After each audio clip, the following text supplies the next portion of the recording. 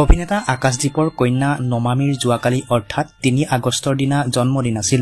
এই খবৰটো হয়তো আপোনালোক সকলোৱে জানিব পাৰিছে। তাৰ মাজতেই অভিনেতা আকাশদ্বীপৰ এটা আৱেগভৰা পোষ্ট নমামীৰ বাবে সামাজিক মাধ্যমত শ্বেয়াৰ কৰিছে। যিটো পোষ্ট দেখিলে হয়তো আপোনাৰো মনত একেবাৰে নৰম ভৰা অনুভৱ আৰু মৰমৰ পৰশ লাগিব। বাপেক ইমান দূৰত থাকিও জীয়েকলৈ অপাৰ মৰম ৰাখিছে। তেওঁ লিখিছে, নমামী, আজি তুমি মোৰ কাষত নাই যদিও মই তোমাৰ হৈ তোমাৰ বাবে কেক কাটিলো দেই গোসানী। যেতিয়া তুমি নিজেই সামাজিক মাধ্যমত আহিবা, তোমালৈ মোৰ মৰমবোৰ সাঁচি ৰখা দেখিবা। মৰমবোৰ এনেদৰেই সযতনে ৰাখিলো কলিজা, সদায় সুখী হোৱা।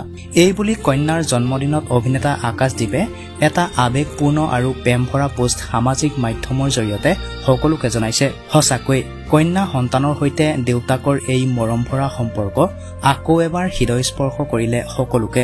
শেষত আপোনালোকেও কণমানি নমামীৰ বাবে এটা সুন্দৰ কমেণ্ট লিখিবলৈ একেবাৰেই নাপাহৰিব। ধন্যবাদ।